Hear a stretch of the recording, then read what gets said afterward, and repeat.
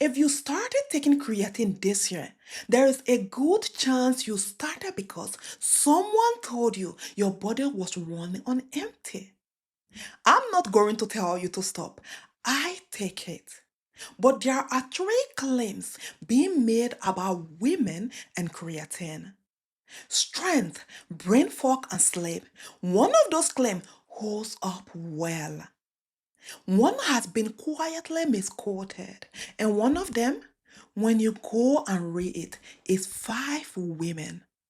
Let us take them in order. There is a 2021 revealed in the journal Nutrition on creatine across a woman's lifespan. It is a good paper. And it does say that women have about 70 to 80% lower endogenous creatine storage than men. But look at what that figure is measuring. Total storage. Roughly about 95% of the creatine in your body sits in your skeletal muscles. And women on average carry less total muscles than men. Women also eat less meat on average. And meat is where dietary creatine comes from. So a lower total is not a surprise. It is not a fault either. This is a body with less muscles in it and a plate with less steak on it. And then comes the sentence nobody finishes. In the same paragraph, the author notes that women have about 10% higher resting concentration of creatine inside the muscles itself. And they say something else, which is the part I find genuinely interesting, that this could in theory make women less responsive to supplementation, and meaning they need higher dosage, not lower ones. Read that in your head again. The paper being used to tell you that you are depleted and will respond beautifully says, two sentences on, that you may be more top up per unit of muscles and therefore harder to move. The honest starting position is that we know less about creatine in women than the confidence of the advertising suggests. Quick one before we go through the three claims. I post every Wednesday and Sundays, calm and clinical, for women whose health has to survive real lives. If that is you, subscribe. Now, claim one: strength and muscles. This is the one that holds. This is the claim with the most behind it. And I want to give it its full weight before I get anywhere near the caveat.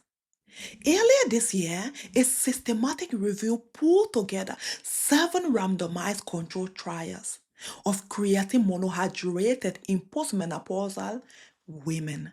608 women in total. That is a real evidence base, not a press release.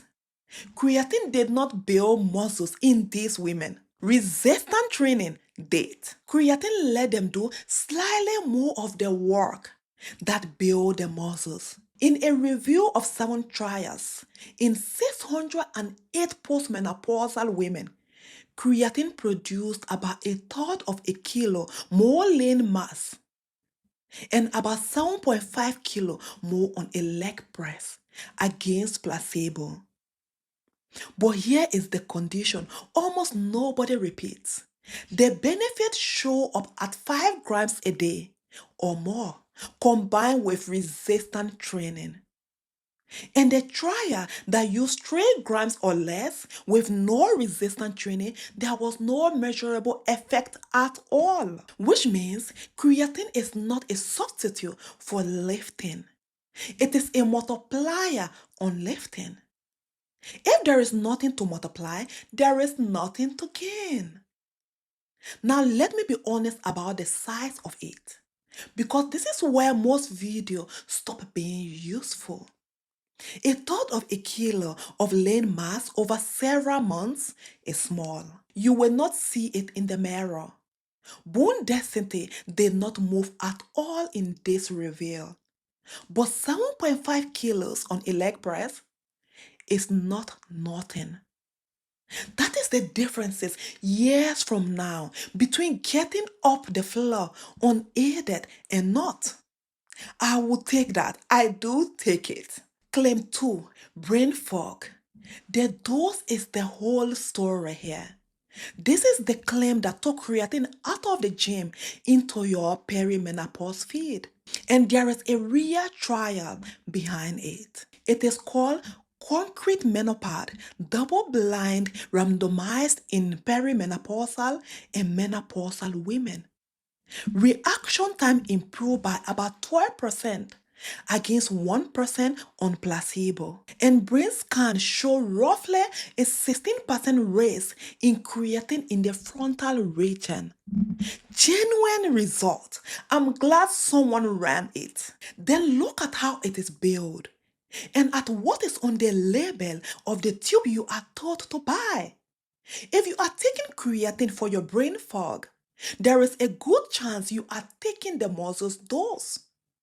Creatine struggles to cross into the brain.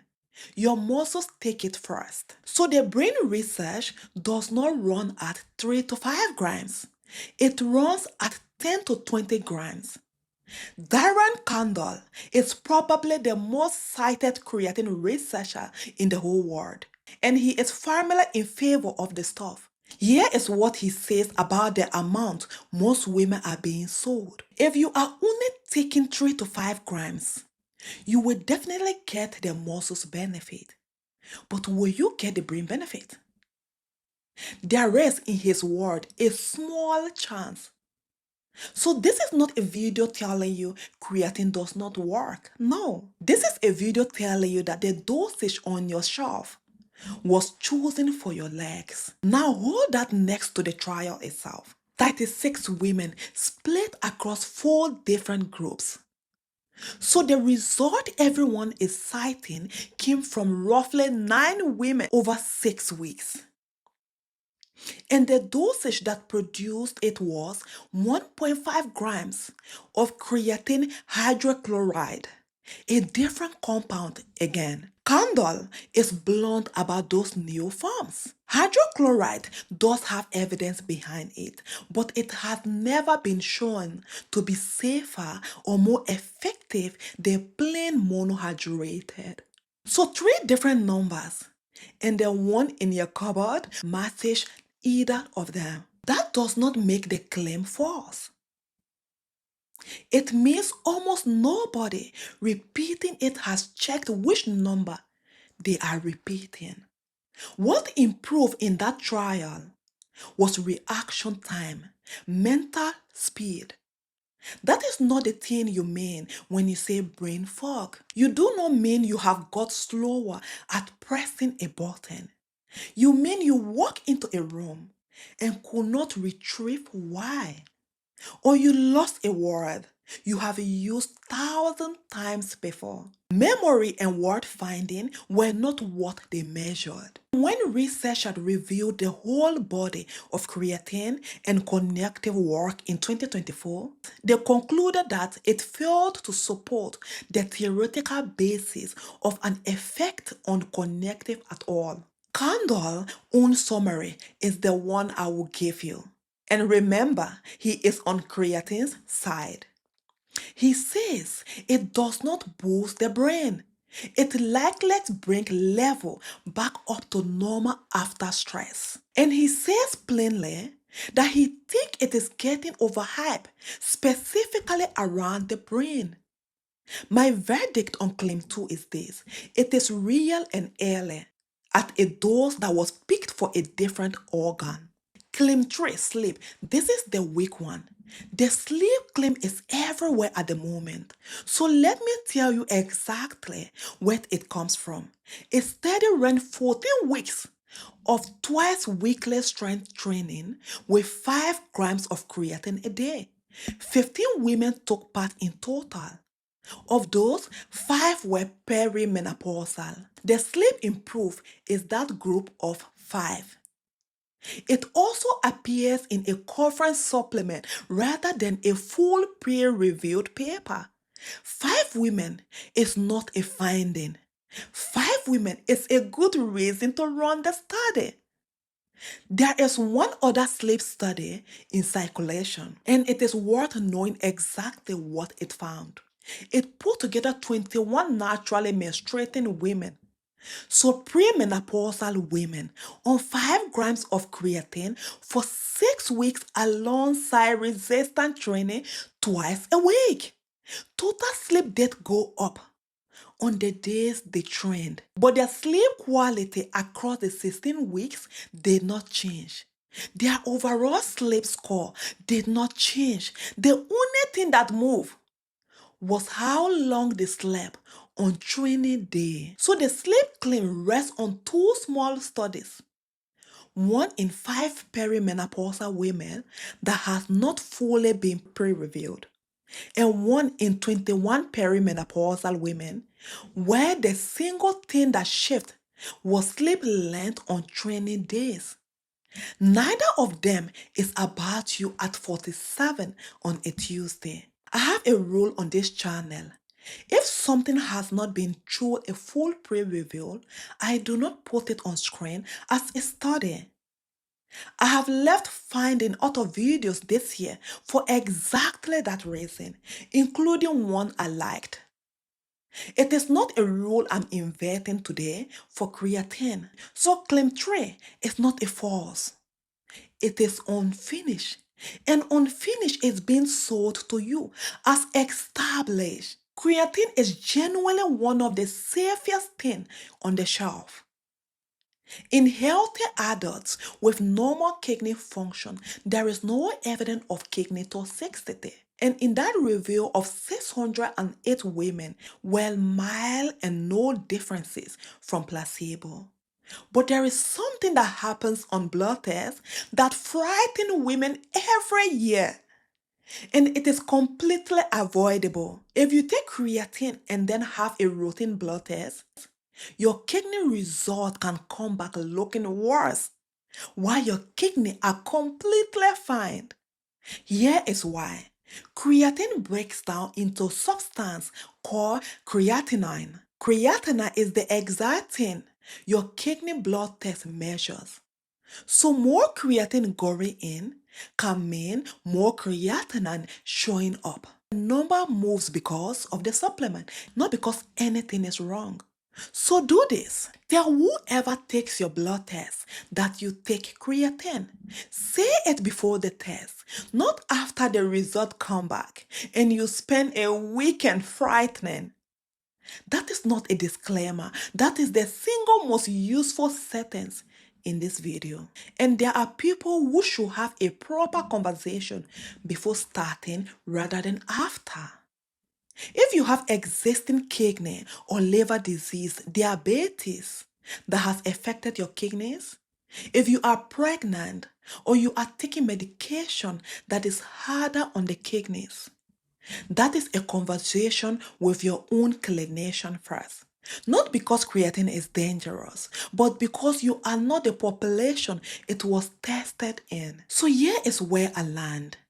And it is the same answer I gave myself. If you are doing resistance training or you are about to start, 5 grams a day of plain creatine monohydrated is one of the very few supplements with real evidence behind it. It is cheap and it appears to be safe. Take it, I do. If you are not training and you are buying it for your brain or your sleep, you are paying for a claim that the research has not yet met. A supplement can top up a pool, it cannot refill a capacity. Creatine works on a small, fast energy system inside your cells. That system is real, and topping it up does something measurable. But the tiredness most women describe to me does not live in that system. It lives in a wick that has no room in it, and no powder can reach that wick. So if you have been exhausted and you were hoping this was the thing, I'm sorry, it is not. But that is not because you picked the wrong supplement.